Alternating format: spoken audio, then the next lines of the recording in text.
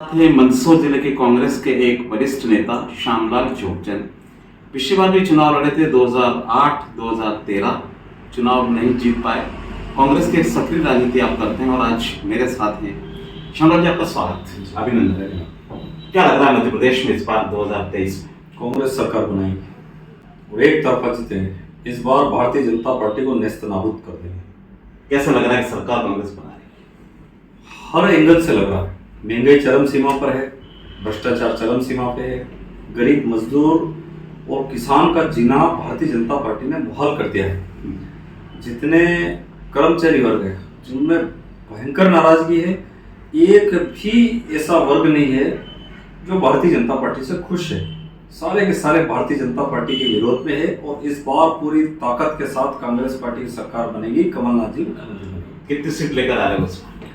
मुझे लगता है कि 190 सीटों के आसपास कांग्रेस इस बार जीतेगी। और मंदसौर जिले में क्या होगा इस बार? मंदसौर जिले में 8 सीटें, जो मंदसौर संसदीय क्षेत्र की जो सीटें हैं, 8 सीटें जीतेंगे। श्यामलाल जोगचंद कहाँ खड़े रहेंगे इस बार? इस बार मल्हारगढ़ विधानसभा चुनाव लड़ेंगे। कांग्रेस पार्टी पर इस बार मुझे पूरा भरोसा है। पिछली बार जरूर मेरा टिकट कट गया था सिंधिया के कारण। इस बार मैं यहाँ से चुनाव मैदान में उतरूंगा। अगर पार्टी ने मुझे मौका दिया तो निश्चित रूप से कांग्रेस का तिरंगा झंडा यहाँ पर लहरा देंगे। कांग्रेस में गुटबाजी मल्हारगढ़ में? गुटबाजी कहीं पर भी कांग्रेस में दिखाई नहीं दे रही। जितनी भी गुटबाजी है वो भारतीय जनता पार्टी में। भारतीय जनता पार्टी का लगातार 15-17 सालों का जो शासन रहा है, उसको देखते हुए भारतीय जनता पार्टी में जबरदस्त गुटबाजी है। कांग्रेस में कोई गुटबाजी नहीं। आपके सामने इस समय वित्त मंत्री जगदीश देवड़ा, प्रदेश डेवलपमेंट विधानसभा में काफी इतने हो गए, उनसे जीत पाना एक चुनौती। ये पता नहीं चलता है कि आप लोग कह रहे डेवलपमेंट। मुझे तो दूर दूर तक भारतीय जनता पार्टी के जो वित्त मंत्री जी, उनका विकास कहीं नजर नहीं आता है। इस क्षेत्र में उन्होंने कोई नहीं किया काम, पूरा बर्बाद कर दिया। आप आश्चर्य करेंगे कि वित्त मंत्री जी के साथ साथ वो शराब मंत्री भी है। उनकी एक उपलब्धि जरूर है कि जगह जगह शराब की दुकानें खुल गई है। पहला शराब मंत्री ऐसा है मध्य प्रदेश सरकार का जिसके इलाके में 14 लोगों ने जहरीली शराब पीने से उनकी मौत हो गई। और शराब माफिया जितने हैं उन सबके इर्द गिर्द वो घूमते रहते हैं, मंत्री जी के इर्द गिर्द घूमते रहते हैं, मंच शेयर करते हैं। जो जिला बदर लोग हैं वो उनके मंचों पर सुशोभित होते हैं, लेकिन वित्त मंत्री जी और शराब मंत्री जी को कोई फर्क नहीं पड़ता है। हमेशा एक भाषण वो कहते थे कि मुख्यमंत्री ने उनको खजाने की चाबी दे दी, लेकिन वो खजाने की चाबी कमर में लटका ली। वो टमक टमक करके चल रहे हैं। कहीं पर भी भारतीय जनता पार्टी के वित्त मंत्री जी ने उस खजाने की चाबी को निकाल करके जनता के हित में कोई काम नहीं किया। आप देखिए, बीच में पाला गिरा, 1 रुपया किसानों के खाते में नहीं आया। अभी जो है जो फसलें खराब हुई उसमें 1 रुपया किसानों के नहीं आया। ओला गिरा, उसमें नहीं आया। फसल बीमा नहीं मिला, कोई चीज अन्नदाता किसानों को नहीं मिली। युवा परेशान, बेरोजगार परेशान, महिलाएं परेशान, आम लोग परेशान है। ऐसी स्थिति में मुझे लगता है कि जगदीश देवड़ा जी, मैं अगर चुनाव मैदान में रहूंगा तो 22 से 25 हजार के बीच में हार जाएंगे। कौन सा चश्मा लगा रखा आपने?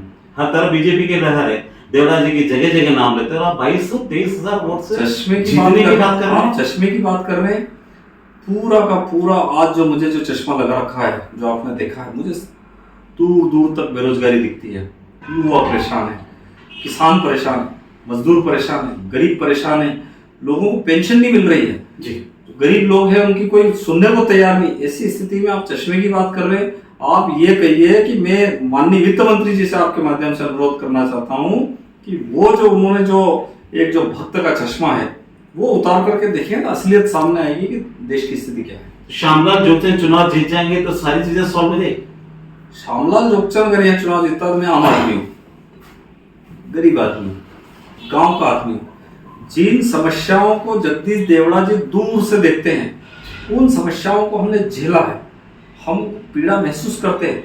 हम जानते हैं कि जिस व्यक्ति का इंदिरा आवास का मकान नहीं मिल रहा है और प्रधानमंत्री आवास, हाँ प्रधानमंत्री आवास, वो इंदिरा आवास, जो प्रधानमंत्री आवास का जो इन्होंने नाम दिया, वो इंदिरा आवास जो नहीं मिल रहा है, उस इंदिरा आवास के लिए कितने चक्कर लगाने पड़ते हैं ये हम जानते हैं। हम ये जानते हैं कि गरीब आदमी को मजदूरी नहीं मिलती। हम ये जानते हैं कि गरीब आदमी का चूल्हा कैसे जलता है। हम ये जानते हैं कि गरीब आदमी जब उनकी जो पत्नी है वो खाना बनाती है तो 1200 का गैस सिलेंडर वो ला नहीं पाती है और जो धुआं जो है वो उसकी आंखों में और फेफड़ों में जाता है। तो ये पीड़ा जो है ये मुझे अच्छी तरह याद है। मैं किसान की पीड़ा जानता हूँ और किसान की पीड़ा जानता ही नहीं हूँ, किसान की पीड़ा मैंने भोग रखी है। तो इसीलिए मैं आपसे अनुरोध करना चाहता हूँ कि आने वाले समय में यहाँ की जो जनता है वो निश्चित रूप से मेरा साथ देगी और जब भी मौका आता है तो जनता मेरे साथ खड़ी रहेगी। वचन दिया था 18 में कर्जा माफ करेंगे, आधा हुआ नहीं लोगों का। आप देखिए, आपकी सरकार चली गई, आपके लोग टूटकर भाजपा में चले गए। आप देखिए कि कमलनाथ जी ने जैसे ही आए वो सत्ता में आकर के उन्होंने 2 लाख तक के कर्जे के हस्ताक्षर किए। हुए थे क्या माफ? 50,000 रुपए हुए। दूसरा चरण था 1 लाख रुपए तक हुए और तीसरा चरण जैसे आने वाला था आपके लोग भागे? नहीं, हमारे लोग भागे, गद्दार किस्म के लोग थे। क्या गद्दार? अरे सुना ही नहीं ना आपके मुख्यमंत्री ने? बीजेपी के लोग कहते थे ना, देवड़ा जी के लोग कहते थे कि 1857 की सुभद्रा कुमारी चौहान की कविता याद दिलाते थे, खूब लड़ी मर्दानी वो तो झांसी वाली रानी थी, अंग्रेजों के मित्र सिंधिया ने छोड़ी राजधानी थी। ये बात कौन कहता? भारतीय जनता पार्टी के मित्र कहते थे, हम लोग नहीं कहते थे। वही हम कह रहे हैं कि उसमें करोड़ों रुपए लेकर के वो लोग चले गए।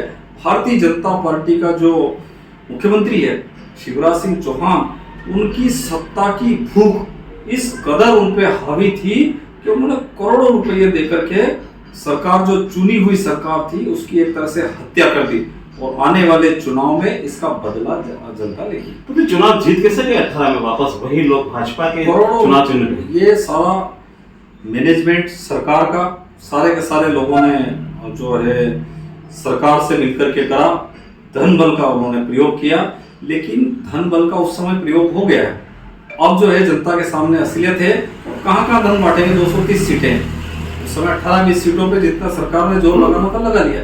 अब जो है आने वाले समय में 230 सीटें हैं, उसमें जब मौका आएगा तो निश्चित रूप से जनता दूध का दूध और पानी का पानी कर देगी। 2023 में चुनाव है, आप भी तो कुछ बांट रहे हैं इस बार, कोई वचन दिया है कमलनाथ जी ने? कुछ बातें आई है? हम कोई बात नहीं बांट रहे, हम 500 रुपए में गैस की टंकी आती है। ये उस बहन का अधिकार है। कितनी टंकी देंगे साहब? जिस बहन हर महिला को, हर परिवार को, कितनी महीने में कितनी मिलेगी? एक, हर परिवार को 1 टंकी, और उसमें यह है 12 महीने 12 टंकी पर्याप्त होती है।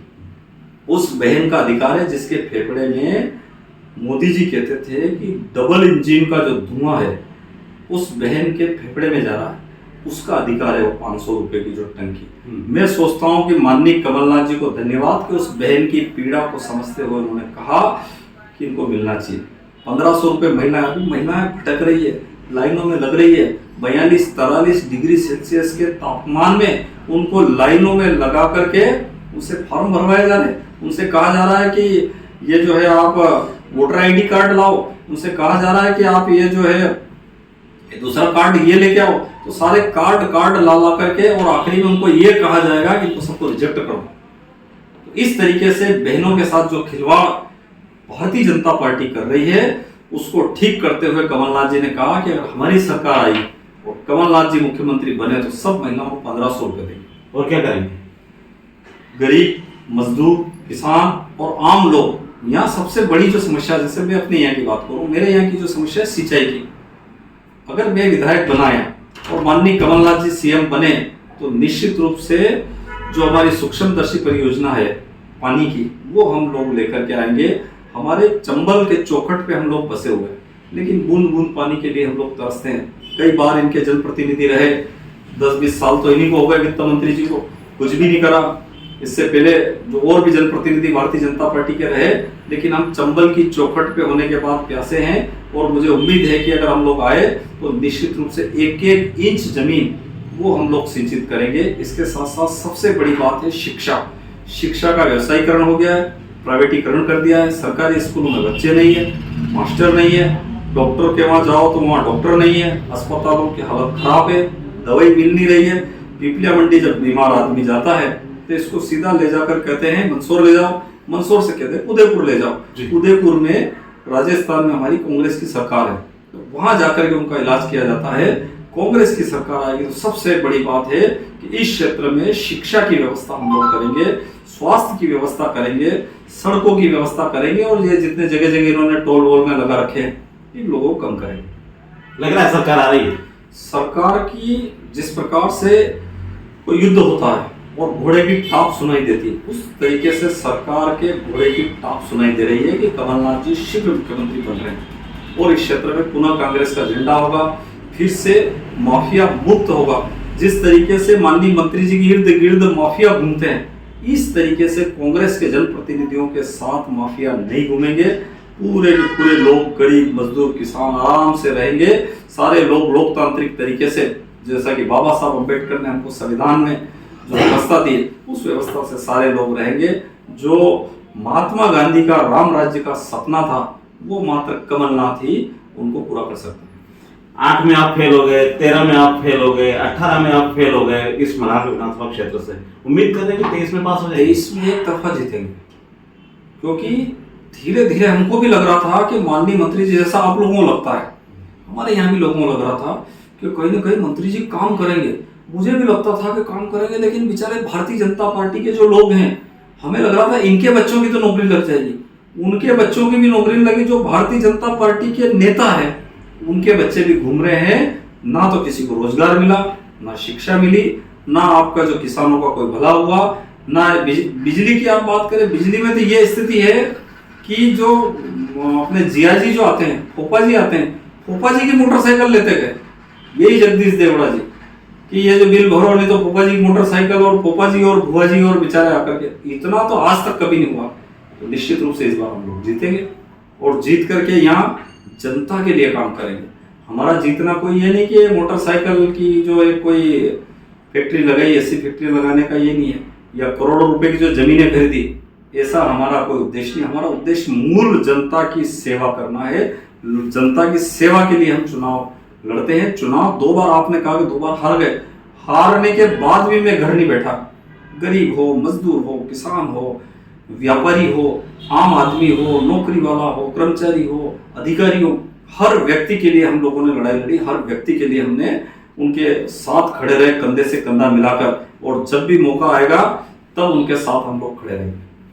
चलिए श्यामलाल जी, नवंबर में विधानसभा के चुनाव है, तो अगली मुलाकात मेरी आपसे होगी विधायक के रूप में। मुझे उम्मीद है, बाबा रामदेव जी का आशीर्वाद है, और बाबा रामदेव जी की यात्रा कभी असफल नहीं होती।